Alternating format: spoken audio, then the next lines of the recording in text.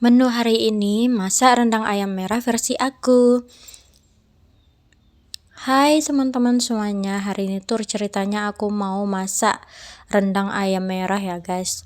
Dan ini dia ayam merahnya udah aku beli dan udah dipotong ya dari tempat si pemotongan ayam. Dan kemudian aku aku rebus dulu ya di dalam rice cooker biar si ayamnya jadi lembut gitu ya guys. Karena ayam merah ini beda sama ayam kampung ataupun ayam potong yang lainnya ya. Dia agak lama gitu direndamnya, jadi aku masaknya itu rebusnya di dalam rice cooker.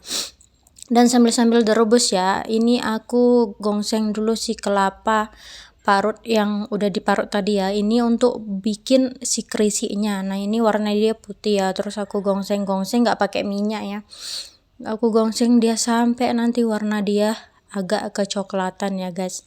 Ini aku gongsengnya itu agak lama ya, karena memang prosesnya itu lama dan lumayan ya bikin pegel tangan, tapi nggak apa-apa ya, tetap semangat gitu untuk menggongsengnya supaya nanti hasil rendangnya ya lumayan ya gitu guys. Dan setelah itu lebih kurang seperti ini ya, dia jadi agak kecoklatan ataupun memang warna coklat ya. Dan setelah si kelapa parutnya tadi digongseng ya, terus aku giling ataupun aku haluskan dia di tempat penggilingan ya, atau dicobek ya guys. Dan aku giling-giling dia sampai dia halus ataupun sampai dia keluar minyak, lebih kurang seperti ini ya, karena ini harus punya proses yang lama ya guys, digiling-giling sampai dia halus dan mengeluarkan lumayan ya tenaga. Ini aku rasa pegel juga ya, karena baru sebentar aja pun menggilingnya udah terasa karet pegelnya kan guys. Tapi inilah proses untuk membuat rendang yang menurut aku ya makan waktu gitu ya guys, tapi nggak apa-apa ya kan, namanya juga pengen buat ayam rendang gitu ya, tapi nggak buat ayam rendang merah, nggak buat ayam kampung tapi buat rendang ayam merah gitu ya guys. Dan ini aku giling-giling dengan semangatnya si kelapa tadi. Dan kemudian ini dia seperti ini ya, si kelapa yang udah dihaluskan tadi dan jadi kerisi. Kemudian lanjut ya, aku mau blender si bumbunya, ada cabe merah, cabe rawit, terus ada bawang merah, bawang putih, ada jahe, kunyit, dan macam-macam. Ini juga si jintan ya sama lada putih juga aku haluskan ya guys.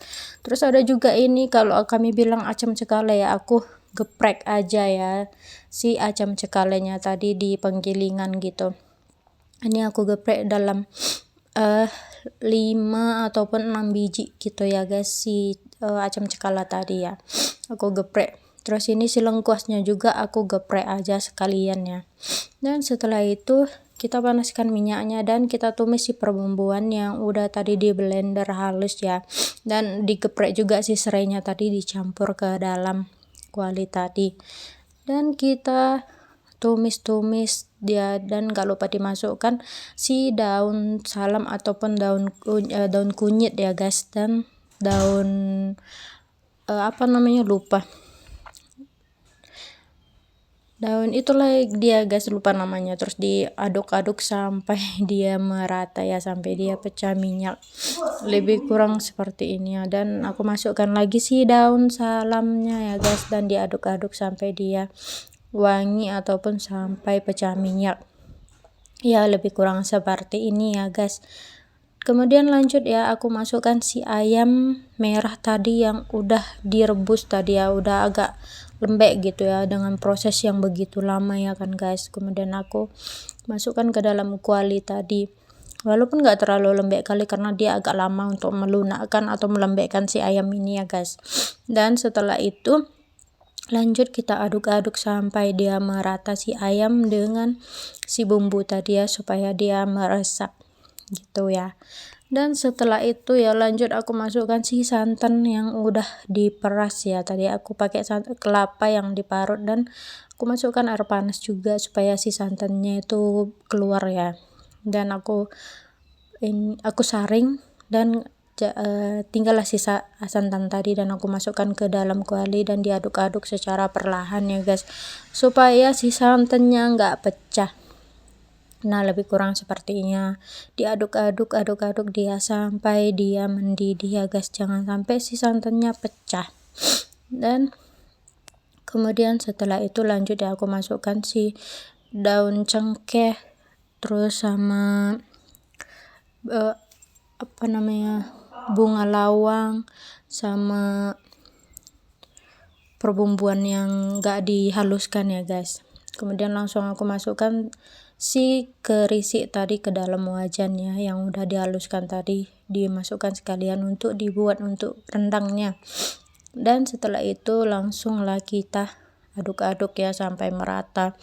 Perbumbuan tadi sama si kerisinya tadi diaduk perlahan aja supaya dia nanti masak secara merata gitu ya kan guys. Nah, lebih kurang seperti ini ya, diaduk-aduk dengan api sedang ya, nggak perlu apinya yang kuat kali, nggak perlu terlalu besar.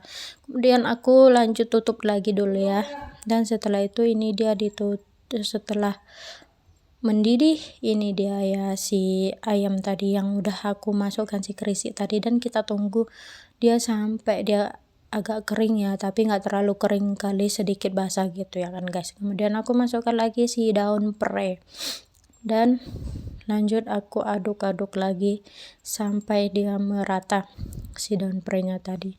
Dan ini aku buat rendangnya nggak terlalu kering kali ya,